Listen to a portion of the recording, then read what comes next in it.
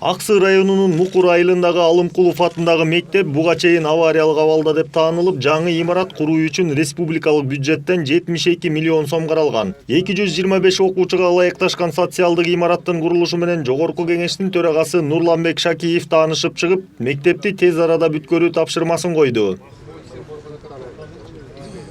Төрага жергиликтүү тургундар менен жолугушуу учурунда жалпы республика боюнча быйылкы жылы жасалып жаткан айрым иштерге токтолуп, мамлекет айрыкча социалдык мекемелерди курууга басым жасаганын белгиледи. Кыргызстан боюнча бүгүнкү күндө 78 мектеп курулду. Быйылкы жылда, анын 17си Бишкекте, бир жылда курулду. Мына ошонун бардыгы эмнеден кабар берет? Бул деген ошо биздин экономикада өсүш болуп атканын, бул каяктан чыкты бул акчалардын баары? Булардын бардыгы ошол мурда көлөкөдө жаткан көмүскө экономиканы көтөрдүк. Жолугушуунун жүрүшүндө төрага мындай мектептер Чат жана Дардактуу айылдарында дагы курулуп жатканын кошумчалап, жакынкы аралыкта ишке берилерин белгиледи. Ал арада жергиликтүү тургундар айылдын ички жолдорун жаңылоо, калкты таза суу менен камсыздоо, медицина тармагына, социалдык төлөмдөргө жана экологияга байланышкан маселелерди көтөрдү. Нурланбек Шакиев бардык көйгөйлөр менен тааныш экенин жана алардын чечилишин өз көзөмөлүнө аларын билдирип, таза суу менен камсыздоо жана электр мамычаларын орнотуу багытында долбоорлор кийинки жылы башталарын убадалады.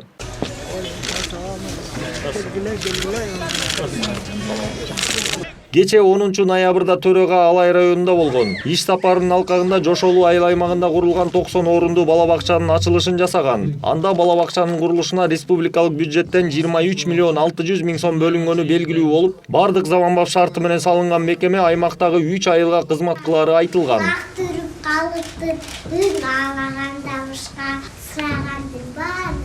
Ачылыш аземинде сөз сүйлөгөн төрага бөбөктөрдүн алтын уясына айланган бала бакчанын маанилүүлүгүнө токтолуп, уяда эмнени көрсө учканда ошону алат. Мектепке чейинки билим берүү балдардын келечеги үчүн өтө зарыл. Андыктан бала бакчадагы таалим-тарбиянын өзөгүн улуттук каада салттык камтыган. Заманбап окуу усулдары түзүлүшү керектигин белгилеп, резервдик фондунан 100 миң сом тапшырды. 16 мектеп, 8 бала бакча курулду бир эле жылдын ичинде. Урматтуу алайык агай туугандар, ушул бала бакчадан келечектин өлкө башкарган, атагы алыска кеткен илимпоздор, чыгармачыл адамдар, көрүнүктүү инсандар сөзсүз тарбияланат, ушул жерден өсөт деп мен ишенем. Андан соң төрөгө ден соолугунан мүмкүнчүлүгү чектелген жергиликтүү тургун Чырмаш Байтуровго депутат Улан Примов куруп берген турак үйдүн ачкычын тапшыруу аземине да катышты. Төрөгө бул үй бүлөгө дагы резервдик фондунан 100 миң сом каражат бөлдү. Ушул эле күнү Нурланбек Шакиев Гүлчө Корул Суук Төбө автоунаа жолунун асфальтталган бөлүгүн ачып берди. Өз кезегинде ал жергиликтүү тургундарга жол өлкөнүн күрөө тамыры экенин белгилеп, мамлекет тарабынан калктын социалдык экономикалык маселелерин чечүүгө өзгөчө басым жасалып, акыркы жылдары айыл шаарлардагы жолдорду оңдоо иштери жигердүү уланып жатат деп кошумчалады. Муну менен катар эле дүйнөлүк каатчылыкка карабай өлкө аймагында 2022 жылы көптөгөн жолдор оңдолгонун эске салды. Бул жол деген адамзаттын жашоосундагы негизги эң башкы инфраструктура болуп эсептелинет.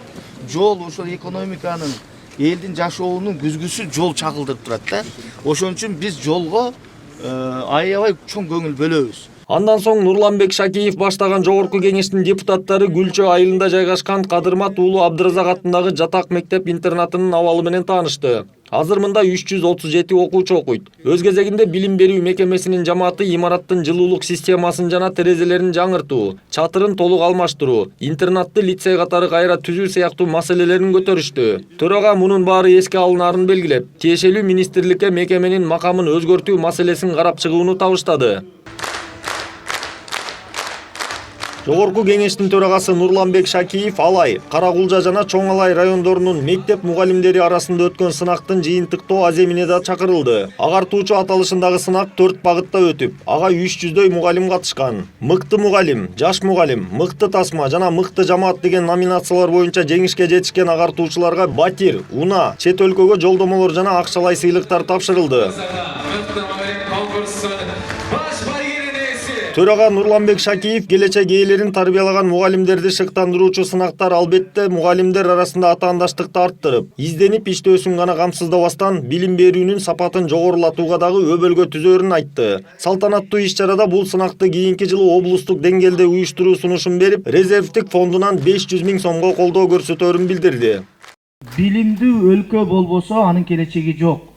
Өлкөдөгү экономикалык реформалар болобу, укуктук реформалар болобу, сот реформалар болобу, айыл чарба агрардык тармакта реформа болобу, анын уңгузу өзөгү билим берүүдө болуш керек. Эгер билимсиз өлкө болсо, ушул мен айткан тармактардын баарында билимсиздер же жетиштүү билими барлар иштебесе, анда биз эч кимди таң калтыра албайбыз, келечек буунду сактап, өнүктүрүп өстүрө албайбыз. Буга чейин Жогорку Кеңештин депутаттары 9-11 ноябрь күндөрү аймактарда иш алып барары маалым болгон. Төрага Нурланбек Шакиев иш сапарын 9 ноябрда Баткен облусунда чек ара жаңжалында жабыркаган айылдарга баруу менен баштаган. Алгач ал Баткен районунун Аксай айыл аймагында болуп, Капчыгай айылындагы калыбына келтирүү иштеринин жүрүшү менен таанышкан. Кандай биз тараптан жардам керек? Чечилбеген эмне көйгөй бар? Биз ошого кол кабыш кылайлы. Рахмат. Элден кабар алып, өзүбүз көрүп, анан ошол жергиликтүү бийлик менен сиздер менен сүйлөшүп, анан Бишкекке барганда ошол парламенттен колунан келген жардамды парламенттен берейли деп. Андан соң төрага Нурланбек Шакиев баштаган депутаттар достук чек ара заставасында болуп, объекттин ишинен кабар алышкан. Эске салсак, төрага менен өлкөнүн түштүгүнө анын орун басары Нурланбек Азыгалиев, депутаттар Ырысбек Атажанов, Нурлан Ражабалиев, Улан Примов, Данияр Төлөнов жана Элдар Сулайманов коштоп барган. Айдар Темиралиев, Нурдан Сергеев, Пирамида.